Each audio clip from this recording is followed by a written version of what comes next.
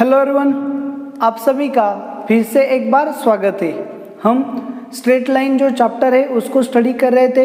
तो straight line के सभी आर्टिकल्स हमने फिनिश किए थे, एग्जाम्पल्स भी देखे थे। उसमें जो पेयर ऑफ स्ट्रेट लाइन का पार्ट है जो 12th बोर्ड में आता है उसे हमने डिटेल में स्टडी किया था as for competitive exam and as for board exam. Okay, तो अब हम उसके जो अंडर जो शीट आपको दिया था स्ट्रेट लाइन का शीट, उसके अंडर एक्सरसाइजेस थे। अब हम उन एक्सरसाइजेस के डाउट्स को स्टडी कर रहे थे। तो जो एक्सरसाइजेस थी उसमें एक्सरसाइज 1 हमने स्टडी की जो सीईटी लेवल की है। अब हम एक्सरसाइज 2 स्टडी कर रहे थे जिसमें 40 प्रॉब्लम्स है और उसमें से प्रॉब्लम नंबर 1 से 25 तक के डाउट्स हमारे लास्ट लेक्चर्स में हो चुके थे।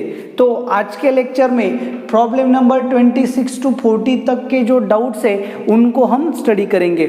जबकि ये एक्सरसाइज जी मेंस लेवल की है, हायर लेवल की है, तो इसमें जो आने वाले प्रॉब्लम्स है वो भी बहुत डिफिकल्ट है। तो कैसे प्रॉब्लम्स को टैकल करना है, किस तरह से प्रॉब्लम्स को हैंडल करना है, किस तरह के ट्रिक्स एंड शॉर्टकट्स हम यूज कर सकते हैं, कैसे लेस कैलकुलेशन लेस टाइम में प्रॉब्लम्स को सॉल्व किया जाता है, ये सभी टेक्निक्स आपको यहाँ पे सीखनी है। सिर्फ सॉल्यूशन नहीं देखना है, तो कैसे हम उसे इजीएस्ट वे से ला सकते हैं, कैसे हम उसे अच्छे से अंडरस्टैंड कर सकते हैं, इन चीज़ों का भी आपको ध्यान रखना है।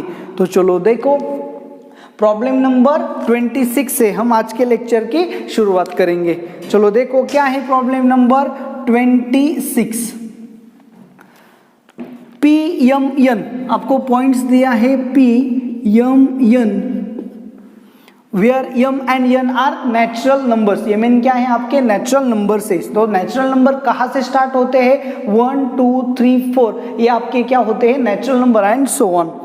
Is any point in the interior of quadrilateral formed by the pair of lines x into y is equal to 0? अभी पेयर ऑफ लाइन्स है, इसका मतलब क्या है? x is equal to 0 and y is equal to 0। ये उसके आ गई सेपरेट लाइन्स। तो सेपरेट लाइन्स आ गई, x इज इक्वल टू 0 मतलब क्या है? y axis, and y is equal to 0 मतलब क्या है? x axis. सो जो क्वाड्रिलैटरल आपको फॉर्म करना है उसके दो एजेस क्या है? x axis and y axis है। एंड द लाइन्स आपको दी गई है 2x plus Y minus 2 is equal to 0 and 4x plus 5y is equal to 20। तो ये आपको फर्स्ट लाइन दी गई, ये आपको सेकेंड लाइन दी गई है। तो आपको अच्छे से पता है कि अगर आपको लाइंस को ड्रॉ करना है तो आप उसे डबल इंटरसेप्ट फॉर्म में रिड्यूस करते हो। तो अब हम इस लाइन को, दोनों लाइंस को डबल इंटरसेप्ट फॉर्म में रिड्यूस करेंगे। जैसे ही डबल इंटरसेप्ट फॉर्म में रिड्यूस करेंगे हमें पॉइंट्स मिलेंगे, हम आसानी से लाइंस को ड्रॉ कर सकते हैं। तो फिर चलो देखो क्या मिलेगा यहाँ से, 2x plus Y is equal to 2, therefore x upon 1 plus Y upon 2 is equal to 1। ये आ गया फर्स्ट लाइन का डबल इंटरसेप्ट फॉर्म। सेम तरह से 4x upon 20 plus 5y upon 20 is equal to 1। So x upon 5 plus y upon 4 is equal to 1। ये आ गया आपका सेकेंड लाइन का double intercept form.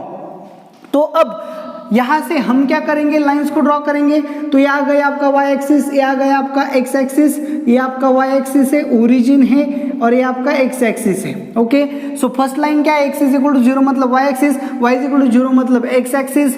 Second line क्या है? x अपॉन 1, यहाँ पे लिया 1 2 3 4 5, 1 2 3 4 5। तो चलो देखो x अपॉन 1 यानी कि x इंटरसेप्ट है 1, y इंटरसेप्ट है 2। यहाँ से आपको क्या करना है? लाइन को प्लॉट करना है। ये आ गई आपकी सेकेंड लाइन। अब देखो x अपॉन 5 1 2 3 4, यहाँ पे देखो 5 आ गया, x अपॉन 4 3 4, यहाँ पे 4 आ गया। यहाँ से हम लाइन ड्रॉ करेंगे तो ये आ गई आपकी सेकेंड लाइन। तो देखो a first line, a second line, a third line and a fourth line, इस तरह से चारों लाइंस आपको मिल गए। तो देखो अच्छे से, तो इस तरह से आपको क्या मिलेगा? क्वाड्रिलैटरल मिलेगा। हम नेम दे सकते हैं ए बी सी डी, ये आपका क्वाड्रिलैटरल यहाँ पे फॉर्म्ड हो गया। अब आपको क्या करना है? द नंबर, देखो अच्छे से, the possible number of position of the points P is, तो तो आपको P की पोजीशन फाइंड करनी है। तो चलो देखो हम क्या करेंगे, इसे ऐसे इस तरह से पैरेलल लाइंस को ड्रॉ करेंगे एंड वर्टिकल लाइन जो है उसे भी ड्रॉ करेंगे। तो हमें क्या मिलेंगे, P के पॉइंट्स मिलेंगे। तो वो कैसे आते हैं ये हमें देखना है, कितने पॉइंट्स मिलेंगे। P कैसा पॉइंट्स है, m and n both belongs to क्या है, नेचुरल नंबर, मतलब वो फ्रैक्शनल पार्ट नहीं होने चाहिए। तो चलो देखो यहाँ पे जो पॉइंट है ये हमें मिलेगा 1 1, ये जो पॉइंट है ये मिलेगा 1 2, ओके, ये जो पॉइंट है ये मिलेगा हमें 2 2, ये जो पॉइंट है ये हमें मिलेगा 2 1, ये जो पॉइंट है ये हमें मिलेगा 3 1। इस तरह के कितने पॉइंट्स आते हैं ये हमें क्या करना है, चेक करना है।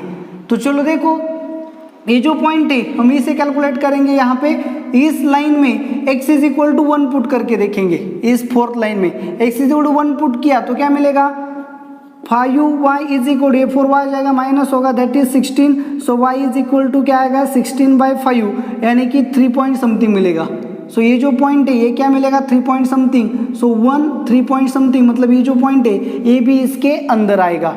x की वैल्यू 2 पुट करेंगे यहाँ पे। सो x की वैल्यू 2 पुट करेंगे तो क्या मिलेगा 8, वहाँ जाएगा minus. So 5y is equal to 20 minus 8 that is 14। So y is equal to 14/5 that is 2 point something मिलेगा। सो 2 पॉइंट समथिंग मिलेगा तो ये पॉइंट यहाँ इसके अंदर आएगा। यहाँ पे देखो x की वैल्यू 3 पुट की, वहाँ जाएगा। So 20 minus 12 is equal to 5y। So y is equal to 8/5। So 1 point something मिलेगा। सो ये पॉइंट अंदर उसके अंदर आएगा। ओके तो चलो देखो कितने पॉइंट्स हमें यहाँ पे मिलते हैं। x की वैल्यू हम 4 पुट करेंगे, 4 इंटू 4 8, 16 वहाँ जाएगा। So 5y is equal to 20 minus 16 that is 4। So y is equal to 4/5। So ये पॉइंट इसके अंदर नहीं आएगा। सो हमें क्या करना है, इसके अंदर आने वाले क्या करने हैं, पॉइंट्स आइडेंटिफाई करने। पॉइंट्स कैसे होने चाहिए, P M n both are the natural numbers. तो कितने पॉइंट मिलेगा 1 2 3 4 5 6। ओके इस तरह से हमें क्या मिलेंगे, पॉइंट्स मिलेंगे। तो चलो देखो कितने पॉइंट्स यहाँ पे आने चाहिए। इंटीरियर क्वाड्रिलेटरल के इंटीरियर में ये सभी पॉइंट्स आने चाहिए। तो ये सभी पॉइंट्स हमें कितने मिलेंगे, टोटल 7 पॉइंट्स हमको यहाँ पे मिल जाएंगे। So number of points are 7 possible points. तो आप यहाँ पे इसे ड्रॉ भी कर सकते हो या फिर इस ये जो सभी पॉइंट्स है इसे क्या कर सकते हो, फाइंड कर सकते हो। कैसे फाइंड करोगे आपको पता है, x की वैल्यू 1 पुट करो तो आपको क्या मिलेगा 1।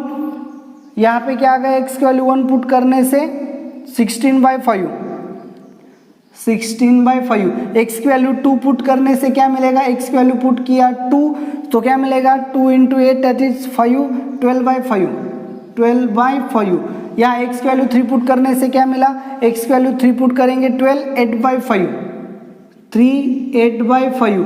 x की वैल्यू 4 पुट करने से क्या मिलेगा, x की वैल्यू 4 की 16, 5/16, 4/5 इस तरह से।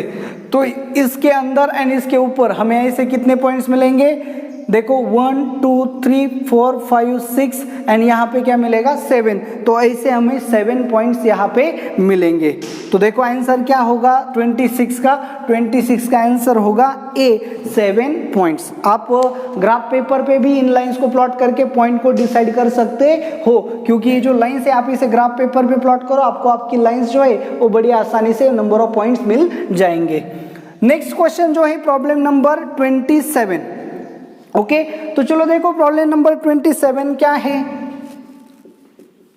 Problem number 27, the intercept of a straight line y is equal to mx, y is equal to mx। ये आपकी क्या है, लाइन है। By the lines y is equal to 2 and y is equal to 6 is less than 5। चलो देखो ये आपका coordinate graph है, ये कोई भी आपकी कौन सी लाइन है, y is equal to mx। आपको पता है y is equal to mx की लाइन हमेशा क्या होती है, ओरिजिन से पास होती है।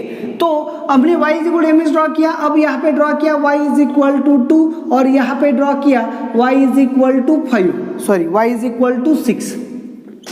यहाँ पे 4 आएगा, यहाँ पे 2, यहाँ पे 6। So y is equal to 2 and y is equal to 6 में इसमें ये जो लाइन का पोर्शन आ गया, ये आ गया आपका लाइन का intercept made by y is equal to 2 and y is equal to 6। मतलब क्या है, y is equal to 2 and y is equal to 6 के बीच में y is equal to mx का इंटरसेप्ट, मतलब ये जो सेगमेंट है, ये जो पोर्शन है, ये हमें क्या करना है, फाइंड करना है। तो अगर ये जो इसका y कोऑर्डिनेट क्या है 2, y कोऑर्डिनेट क्या है 2, तो यहाँ पे 2 पुट करेंगे, सो x कोऑर्डिनेट क्या मिलेगा 2 अपॉन m। यहाँ पे y कोऑर्डिनेट क्या है 6, तो यहाँ पे 6 पुट करेंगे y कोऑर्डिनेट, सो x की वैल्यू क्या मिलेगी 6 अपॉन m। तो इस तरह से हमें जो डिस्टेंस है, ये 2 पॉइंट जो है, इसे अगर हमने a एंड b बोला तो ये भी जो इंटरसेप्ट है इसके कोऑर्डिनेट्स मिल गए। तो जैसे हमें ए बी के कोऑर्डिनेट्स मिलेंगे हम इनके बीच का डिस्टेंस फाइंड कर सकते हैं। So distance between A B is equal to, distance formula use करेंगे y2 minus y1 that is 4 bracket square plus x2 minus x1 6 upon m minus 2 upon m bracket square. So ये क्या मिलेगा distance, square root of 16 plus 6 minus 2 that is 4 upon m that is 16 m square. ये आपको क्या मिलेगा, distance मिलेगा।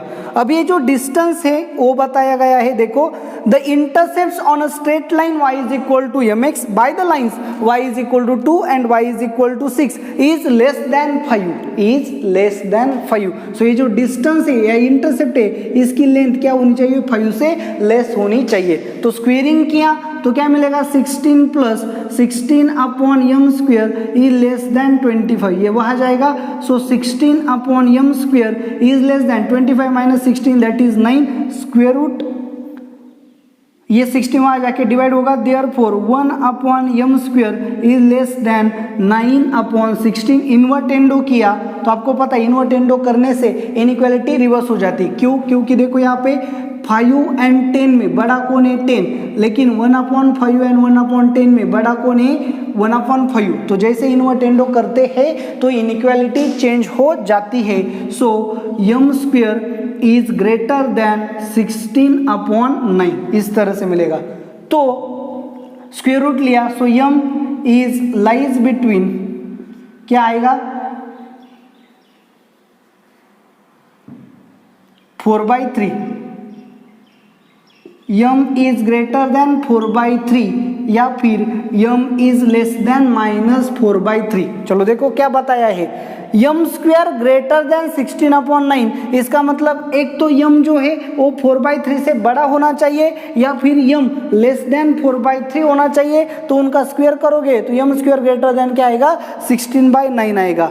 तो फिर देखो m क्या होना चाहिए 4/3 से बड़ा या माइनस 4/3 से छोटा। सो 4/3 से बड़ा कहाँ पे जाएगा, अच्छे से देखो 4/3 से बड़ा या फिर 4/3 से छोटा, ऐसा होना चाहिए। तो फिर देखो m बिलोंग्स टू कहाँ पे जाएगा, माइनस 4/3 मतलब माइनस, देखो यहाँ पे माइनस 4/3 से छोटा मतलब कितना छोटा, ये रियल लाइन है। अच्छे से देखो यहाँ पे आपको 0 मिलेगा, यहाँ पे 4/3 मिलेगा, यहाँ पे माइनस 4/3 मिलेगा। तो आपको क्या चाहिए, माइनस 4/3 से छोटा, छोटा मतलब क्या, यहाँ जाएंगे, एंड 4/3 से बड़ा मतलब कहाँ जाएंगे, यहाँ पे जाएंगे। सो यहाँ से आगे भी ले सकते हैं, यहाँ से पीछे भी ले सकते हैं। So minus infinity to minus 4/3 and 4/3 to infinity, ऐसे दोनों ले सकते हैं। तो ये आपका क्या होगा answer, that is option number C. तो चलो देखो बड़ा सिंपल है, क्या किया हमें, क्या आ गया m square greater than 16 upon 9। अच्छे से देखो m square greater than 16 upon 9, तो m की वैल्यू क्या होनी चाहिए, अगर m स्क्वायर 16/9 से बड़ा है तो m की वैल्यू 4/3 से बड़ी या फिर माइनस 4/3 से छोटी होनी चाहिए। मतलब यहाँ पे देखो 4/3 से बड़ी मतलब यहाँ से आगे जाएंगे इंफिनिटी तक, माइनस 4/3 से छोटी कम मतलब यहाँ से पीछे जाएंगे माइनस इंफिनिटी तक। तो इस रीजन में या फिर इस रीजन में अगर हम m लेंगे तो m स्क्वायर ग्रेटर देन 16/9 आएगा, आपकी सभी कंडीशंस को क्या करेगा, सेटिस्फाई करेगा। तो फिर मतलब क्या आएगा आंसर, इस रीजन में फिर इस रीजन में, so minus infinity to 4/3 and 4/3 to infinity, इस तरह से आपका आंसर आ गया यम के वैल्यूज के लिए। तो आपका प्रॉब्लम नंबर 27 जो है वो यहाँ पे सॉल्व हो गया। सो नेक्स्ट प्रॉब्लम है प्रॉब्लम नंबर 29। तो चलो देखो प्रॉब्लम नंबर 29 क्या है, अच्छे से देखो। The point of intersection of the lines, lines देखो क्या दी गई है, a³ plus 3 into x plus ay plus a minus 3 is equal to 0। उसके बाद a⁵ plus 2 into x plus a plus 2 into y plus 2a plus 3 is equal to 0।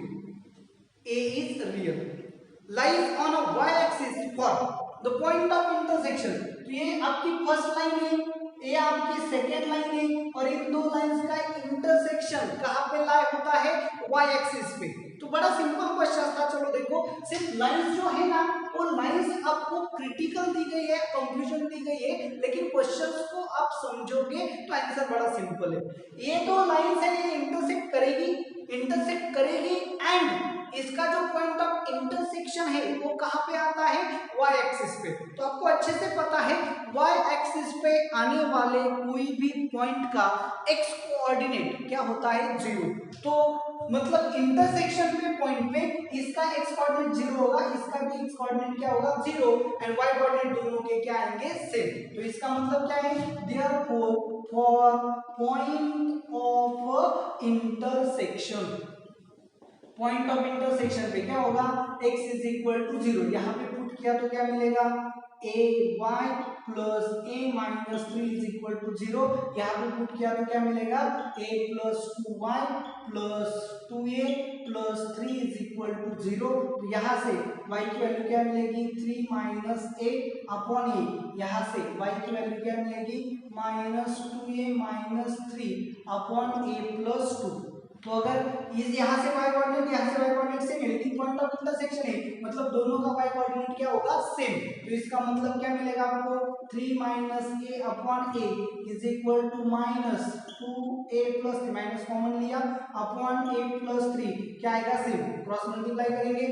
सो यहाँ से minus common लिया तो माइनस a माइनस 3 इंटू ये वहां जाके multiply होगा a plus 3 is equal to minus ये वहां जाके मल्टीप्लाई होगा a into 2a plus 3, minus minus क्या होगा, cancel, a minus 3 a plus 3 that is a square minus 9 is equal to a into a that is 2a square minus minus तो cancel होगा, so a plus 3 that is plus 3a। ये सब यहाँ आएगा, ये वहां जाएगा, चलो 2a square minus 2a square minus a square that is a square plus 3a plus 9 is equal to 0। Okay, तो यहाँ से हमें a की वैल्यू फाइंड करनी पड़ेगी, a is equal to, a क्या है, क्वाड्रेटिक इक्वेशन इन a। तो a की वैल्यू हम फाइंड कर सकते हैं -3 प्लस और minus root of 9 minus 4 into 1 into 9 upon 2। So ये की वैल्यू क्या आएगी, -3 प्लस और minus root of 9 minus 36 that is -27 upon 2, upon क्या आएगी 2। तो देखो यहाँ पे स्क्वायर रूट में क्या आ गया, -27 आ गया। चलो देखो, एक क्वाड्रेटिक इक्वेशन है और क्वाड्रेटिक इक्वेशन में b square minus 4ac, b square क्या है, 9 minus 4 into 1 into 9 that is -27। तो ये जो b स्क्वायर माइनस 4ac क्या आ गया, लेस देन 0। तो आपको अच्छे से पता है, अगर किसी भी क्वाड्रेटिक इक्वेशन में डिस्क्रिमिनेंट यानी कि b square minus 4ac less than 0 आता है तो रूट्स कैसे होते हैं, इमेजिनरी, रूट्स कैसे होते हैं, इमेजिनरी। इसका मतलब क्या है, सिंपली ये जो आपका क्वाड्रेटिक इक्वेशन है इसके a के वैल्यूज क्या आने वाली है, इमेजिनरी आने वाली है। लेकिन क्वेश्चन में a क्या बताया गया है, ब्रैकेट में देखो क्लियरली कहा गया है a रियल है, लेकिन हमारे यहाँ से a की वैल्यू क्या आती है, इमेजिनरी। मतलब उन्होंने a दिया है रियल, हमारे यहाँ से a आता है इमेजिनरी, मतलब एक ही ऐसी कौन सी भी वैल्यू हमें नहीं मिलेगी जो इस कंडीशन को क्या करे, सेटिस्फाई करे। इसका मतलब हमें एक ही कोई भी वैल्यू नहीं मिलने वाली। For that these two lines are intersect on a y axis. सो 29 का आंसर आएगा नो वैल्यू ऑफ a। इसका मतलब a जो है वो आंसर आपका आएगा। तो प्रॉब्लम नंबर 29 जो है वो आपका सॉल्व हो गया। नेक्स्ट प्रॉब्लम जो है उसे देखो, चलो क्या है नेक्स्ट प्रॉब्लम। प्रॉब्लम नंबर 31 क्या है, प्रॉब्लम नंबर 31।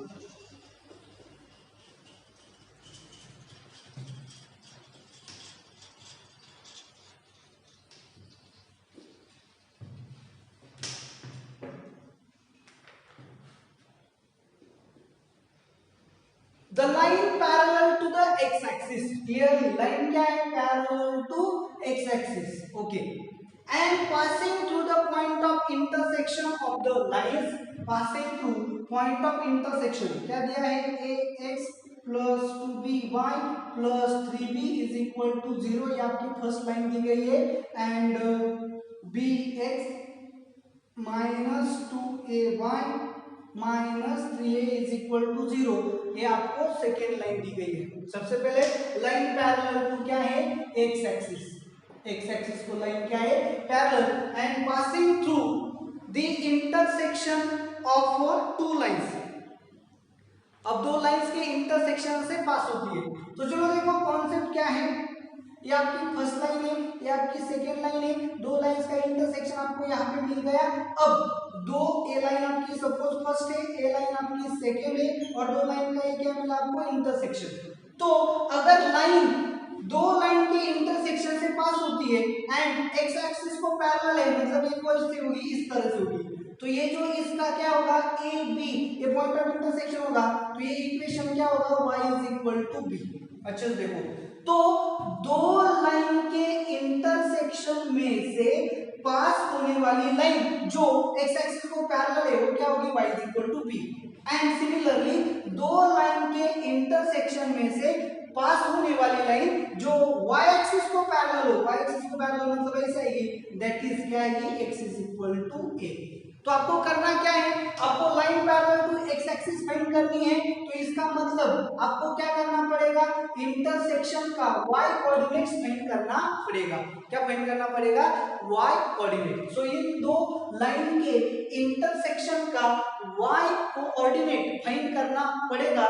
मतलब क्या करना पड़ेगा कि मतलब आपको ये जो इक्वेशन है यहाँ से x को इलिमिनेट करना पड़ेगा। तो कैसे इलिमिनेट करोगे x को इलिमिनेट करने के लिए आप यहाँ इसे b से मल्टीप्लाई करोगे, यहाँ इसे a से मल्टीप्लाई करोगे, तो आपको क्या मिलेगा, चलो देखो यहाँ पे ये bx plus 2b square y plus 3b square is equal to 0, यहाँ इसे a से मल्टीप्लाई करो, so abx minus 2a square y minus 3a square is equal to 0। Sign change करेंगे, सब्सट्रैक्शन करेंगे, a कैंसिल हो जाएगा, so 2b square plus 2a square that is 2a square plus b square into y plus 3 common लिया, a square plus b square is equal to 0। Therefore 2a square plus b square is equal to minus 3a square plus b square, दोनों cancel हो गए, so y is equal to minus 3/2। मतलब क्या होगा, ये आ गया आपका 1, ये आ गया आपका 2, यहाँ पे होगा y is equal to minus 3/2। इस तरह से आपको क्या मिलेगी, लाइन मिलेगी। So y is equal to minus 3/2, ये क्या है, लाइन है, कहाँ पे है, x एक्सिस के बिलो x एक्सिस, क्या है, बिलो x एक्सिस। कितने डिस्टेंस पे, नेगेटिव साइन मतलब क्या, below, y is equal to मतलब बिलो x एक्सिस, एंड कितने डिस्टेंस पे, 3/2 पे। तो ये जो लाइन आएगी passing through intersection of these two lines and parallel to x axis, ये क्या आ गई, y is equal to minus 3/2। So अगर हम इसे फिर से प्लॉट करेंगे, ये 1 ये 2 ये माइनस 3/2, ये आपकी लाइन होगी जो दो लाइंस के इंटरसेक्शन में से पास होती है। तो फिर ये लाइन है, ये एक्स एक्सिस के बिलो है, और कितने डिस्टेंस पे, 3/2 डिस्टेंस पे। तो आपका आंसर क्या आएगा, 31 का, below x axis at distance of 3/2 from it, that is option number C. तो इस तरह से प्रॉब्लम नंबर 31 जो है वो आपका सॉल्व हो गया। ओके नेक्स्ट प्रॉब्लम है प्रॉब्लम नंबर 32। तो चलो देखो क्या है problem number 32। A light ray emerging from point source placed at 1 3। Questions को अच्छे से समझो। क्या है क्वेश्चंस? बड़ा सिंपल क्वेश्चंस है लेकिन समझना बहुत जरूरी है। 1 2 3 4 5 6 7 1 2 3 4 5 6 1 3। कौन सा पॉइंट दिया है? 1 3 1 2 3। चलो देखो यहाँ पे ये आपका पॉइंट है, पॉइंट P 1 3। यहाँ से लाइट सोर्स क्या होता है? इमिट होता है। चलो देखो क्या होता है आगे। At point source placed at P13 is reflected at Q in the axis of X। यहाँ से लाइट सोर्स इमिट होता है और इमिट होने के बाद X एक्सिस से वो क्या होता है? अच्छे देखो X एक्सिस से क्या हो रहा है? रिफ्लेक्ट होके कहा जा रहा है? Q में। रिफ्लेक्टेड एट पॉइंट Q इन X एक्सिस, मतलब यहाँ कहीं पे कुछ तो क्या होगा? Q पॉइंट होगा। ओके यहाँ से लाइट सोर्स क्या हो रहा है? इमिट हो रहा है। सो यहाँ से लाइट सोर्स क्या हो गया? इमिट हो गया, यहाँ आ गया और एक्स एक्सिस से क्या हो रहा है? रिफ्लेक्ट हो रहा है। मतलब क्या? ये जो एक्स एक्सिस है ये एक्ट एज क्या होगा? मिरर, और यहाँ से वो क्या होगा? रिफ्लेक्ट। तो ये आपका हो गया इंसिडेंट रे। कहाँ से आया है? पॉइंट P13 से। कहाँ पे आ गया है? On the x axis eight point Q, और रिफ्लेक्ट होके यहाँ से जाएगा। सो ये क्या है? Reflected ray. आपके जो कॉन्सेप्ट है ये कॉन्सेप्ट फिजिक्स में अच्छे होने चाहिए। 10th स्टैंडर्ड तक ये हो चुका है, तो सिर्फ हम उसे यहाँ पे क्या करेंगे? मैथ्स का टच देंगे। सो P13 से लाइट इमिट हो रही है। कहाँ पे आ गई है? एक्स एक्सिस पे पॉइंट Q पे, और यहाँ से क्या हो रही है? रिफ्लेक्ट हो रही है। लाइट जिस मीडियम से आती है, जिस रीजन से आती है, उसी रीजन में जाती है, तो उसे हम क्या बोलते हैं? रिफ्लेक्शन बोलते हैं। तो चलो देखो इंसिडेंट हो गया, रिफ्लेक्शन हो गया। अगर हम यहाँ पे क्या प्लॉट करेंगे? नॉर्मल प्लॉट करेंगे, तो ये आपका आ गया नॉर्मल। तो आपको अच्छे से पता है इंसिडेंट रे एंड नॉर्मल, इसके बीच में जो एंगल होता है उसे एंगल ऑफ इंसिडेंस बोलते हैं। And normal and reflected ray, इनके बीच जो एंगल होता है उसे एंगल ऑफ रिफ्लेक्शन बोलते हैं। And angle of incidence is equal to angle of क्या होता है? रिफ्लेक्शन होता है। ये 10th में आपने साइंस में स्टडी किया होगा। आगे देखो, if the reflected ray passes through the point 6 7 1 2 3 4 5 6, यहाँ पे आ गया 1 2 3 4 5 6 7, यहाँ पे आएगा। तो चलो देखो आपका जो रिफ्लेक्टेड रे है वो कहाँ से पास होता है? 6 7 से पास होता है, मतलब ऐसे कुछ तो जाएगा यहाँ से, और ये आपका पॉइंट है R6 7। चलो देखो बड़ा सिंपल है। इंसिडेंट रे आ गया P से on point Q on x axis, यहाँ से रिफ्लेक्शन होगा, और रिफ्लेक्टेड रे कहाँ से पास होगा? R6 7 से क्या होगा? पास होगा। तो आपको क्या करना है? Then abscissa of Q is, आपको एब्सिसा ऑफ Q, एब्सिसा मतलब क्या होता है? X coordinate. तो आपको Q का एक्स कोऑर्डिनेट फाइंड करना है, क्योंकि Y कोऑर्डिनेट क्या होगा? 0, क्योंकि Q कहाँ पे है? एक्स एक्सिस पे है। तो चलो बड़ा सिंपल क्वेश्चन यहाँ पे फॉर्म्ड हो गया। P से रे इमर्ज हो रहा है, Q पे आ रहा है, Q एक्स एक्सिस पे एंड रिफ्लेक्ट हो R से जा रहा है। तो आपको क्या करना है? Q का पॉइंट ऑफ रिफ्लेक्शन यानी कि Q का एक्स कोऑर्डिनेट फाइंड करना है। तो चलो देखो मैं आपको यहाँ पे ऐसे थीम बताने वाला हूँ जिसकी हेल्प से आप कोई भी रिफ्लेक्शन का, मिरर का प्रॉब्लम जो है वो आसानी से सॉल्व करोगे। तो अच्छे से याद रखो, ये रिफ्लेक्टेड रे है, ये इंसिडेंट रे है। अगर ये मिरर ना होता तो ये कहाँ से जाता? सीधा आगे चला जाता। कहाँ चला जाता? आगे चला जाता। ओके ना? तो अब रिफ्लेक्टेड रे कहाँ से पास हो गया है? R6 7 पे। रिफ्लेक्टेड रे कहाँ से पास हो गया है? R6 7 पे। तो कॉन्सेप्ट को अच्छे से याद रखो, रिफ्लेक्टेड रे जहां से पास हुआ है, कहां से रिफ्लेक्शन हुआ? एक्स एक्सिस पे। तो ये R6 7 कहां पे है? रिफ्लेक्टेड रे पे है। तो इसकी इमेज यहां से मैंने क्या ड्रॉ किया? एक्स एक्सिस पे परपेंडिकुलर। तो इसकी इमेज ऑन अ मिरर, इसकी इमेज ऑन मिरर कहां पे मिलेगी? तो ये मिरर मतलब क्या है, एक्स एक्सिस, तो इस पॉइंट की इमेज कैसे फाइंड करते हैं, इमेज का कॉन्सेप्ट हमारा हो चुका है, कैसे इमेज फाइंड की जाती है, तो यहां से एक्स एक्सिस का जितना डिस्टेंस है उतना डिस्टेंस नीचे चले जाओ। तो चलो देखो ये डिस्टेंस कितना है, यहाँ से देखो ये डिस्टेंस मतलब क्या होता है, वाई कोऑर्डिनेट, तो ये डिस्टेंस कितना है 7 यूनिट, तो यहाँ से हम क्या करेंगे 7 यूनिट नीचे जाएंगे, सो ये डिस्टेंस भी कितना होगा 7, तो ये पॉइंट कौन सा है, x इज इक्वल टू 6, क्योंकि x कोऑर्डिनेट क्या है 6, तो नीचे जाएंगे तो ये आपको मिलेगा r डैश, क्या मिलेगा r डैश, r डैश का x कोऑर्डिनेट क्या होगा 6, y कोऑर्डिनेट क्या होगा ये 7 डिस्टेंस यहाँ से, और फिर हम वहाँ पे नीचे चले गए, मतलब ओरिजिन से नीचे चले गए कितने 7 यूनिट जितना, तो y कोऑर्डिनेट क्या मिलेगा -7। तो अच्छे से देखो मैं क्या कहने जा रहा हूँ, रिफ्लेक्टेड रे जिस पॉइंट से पास होता है उसकी इमेज मतलब R6-7 की इमेज अंडर मिरर, मिरर कौन है एक्स एक्सिस, तो 6-7 की इमेज हमें फाइंड करनी है अलोंग एक्स एक्सिस, तो 6-7 की इमेज अलोंग एक्स एक्सिस क्या मिलेगी 6 - 7, क्योंकि इमेज कैसे फाइंड करते हैं, यहाँ से परपेंडिकुलर डिस्टेंस कितना है 7, उतना ही डिस्टेंस यहाँ से कहाँ जाएंगे नीचे चल जाएंगे, तो y कोऑर्डिनेट क्या मिलेगा -7, ये तो लाइन x इक्वल टू 6 है, सो x कोऑर्डिनेट 6 ही रहेगा, सो 6-7 की इमेज अंडर x एक्सिस क्या मिलेगी 6 - 7। तो कॉन्सेप्ट जो है, हिंट जो है, आइडियोलॉजी जो है उसे अच्छे से दिमाग में डाल लो, क्या है कि रिफ्लेक्टेड रे पे जो भी कोई पॉइंट होगा उसकी इमेज फाइंड की तो वो इमेज कहाँ पे आती है, इंसिडेंट रे पे आती है, मतलब P से इंसिडेंट रे निकला था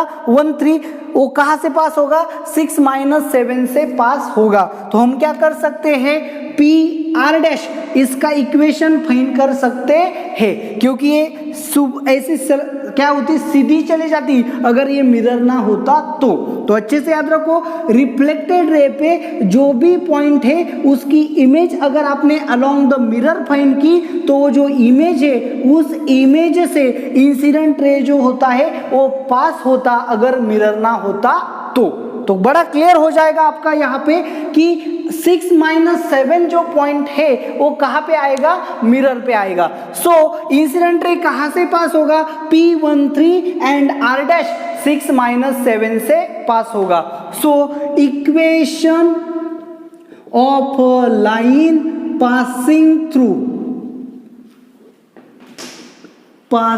थ्रू अच्छे से देखो, passing through P13 and R dash 6 - 7, तो ये जो इक्वेशन मिलेगा ये इक्वेशन हमें किसका मिलेगा, अच्छे से याद रखो, ये इक्वेशन हमें किसका मिलेगा, इंसिडेंट रे का, क्योंकि PR डैश या फिर PQ ये क्या है, इंसिडेंट रे है, तो क्या मिलेगा, चलो 2 पॉइंट फॉर्म यूज करेंगे, y - y1 यानी कि 3 upon x2 - x1 -7 - 3 is equal to x - x1 that is 1 upon x2 - x1 6 - 1, इसे सॉल्व करो चलो अच्छे से, so y - 3 upon -10 is equal to x - 1 upon 5 से डिवाइड किया 2, so y - 3 upon -2 is equal to x - 1 upon 1, तो ये जो इंसिडेंट रे है ये x एक्सिस को कहाँ इंटरसेक्ट करता है, Q में, Q कौन कहाँ पे है, x एक्सिस पे, तो y कोऑर्डिनेट क्या होगा 0, तो इस लाइन में अगर हम y is equal to 0 put करेंगे तो हमें x की वैल्यू मिलेगी, x की वैल्यू मतलब क्या मिलेगा, Q का x कोऑर्डिनेट मिलेगा, तो चलो y is equal to 0 put किया, -3 upon -2 is equal to x - 1 upon 1, minus minus क्या हो जाएगा plus, so x - 1 is equal to 3/2 वहाँ जाएगा, x is equal to 3/2 plus 1, so x is equal to 5/2, so Q का x coordinate आपको क्या मिलेगा 5/2 मिलेगा, ओके, तो यहाँ पे आपका आंसर आ जाएगा, प्रॉब्लम नंबर 32 का आंसर क्या होगा, then the abscissa of Q that is x coordinate of Q is 5/2, option problem number 32 आपका यहाँ पे सॉल्व हो गया। अब यहाँ पे क्वेश्चंस को क्या करो, जनरलाइज करो, अच्छे से अंडरस्टैंड करो और क्या क्या आपको फाइंड करने को बोला जा सकता है। तो मैंने आपको हिंट बताई कि किसी भी रिफ्लेक्टेड रे पे जो पॉइंट है उसकी इमेज फाइंड करो अक्रॉस द मिरर, तो इमेज जो है वो इंसिडेंट रे पे आती है, उसकी हेल्प से आपने इंसिडेंट रे का इक्वेशन फाइंड किया, उसी की हेल्प से आपने क्यू के कोऑर्डिनेट्स फाइंड किए। अब क्यू के कोऑर्डिनेट्स आपको मिल गए तो आप क्या कर सकते हो, रिफ्लेक्टेड रे का इक्वेशन भी फाइंड कर सकते हो, क्योंकि ये पॉइंट है तो आप रिफ्लेक्टेड रे का इक्वेशन भी फाइंड कर सकते हो। तो आपको अगर सीधा आपको कहा गया कि find the reflected ray, find the equation of reflected ray, तो कैसे फाइंड करते हैं, तो ये जो P13 है इसकी इमेज आप फाइंड करो। डिस्टेंस कितना है 3, ओके, जितना डिस्टेंस है उतना नीचे जाना है, तो यहाँ पे आएगा -3, एक्स कोऑर्डिनेट क्या है 1, सो P13 की अलोंग एक्स एक्सिस इमेज क्या आएगी 1 - 3 आएगी, ये तो आपको अच्छे से पता है। तो फिर P13 की इमेज हमने फाइंड की 1 - 3, तो डेफिनेटली ये जो रिफ्लेक्टेड रे है ये 1 - 3 से पास होगा। सो R आपको पता था जो रिफ्लेक्टेड रे पे था, आपने इसकी इमेज फाइंड की, वो आ गई 1 - 3। सो यहाँ से आपका क्या होगा, ये जो रिफ्लेक्टेड रे पास होगा, तो फिर आप इस पॉइंट एंड इस पॉइंट की हेल्प से भी क्या कर सकते हो, equation of reflected ray find कर सकते हो।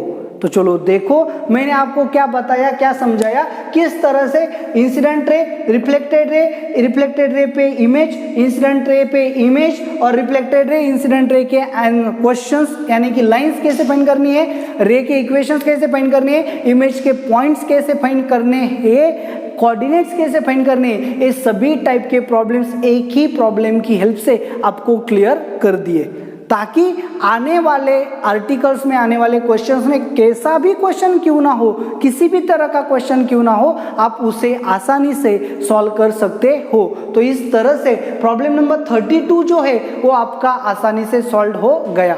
तो चलो देखो ये लेक्चर जो है ये आपको कैसा लगा, आप मुझे कमेंट करके ज़रूर बताएं, और अगर आपको पसंद आया है तो इसे लाइक करना ना भूलें। Thank you very much.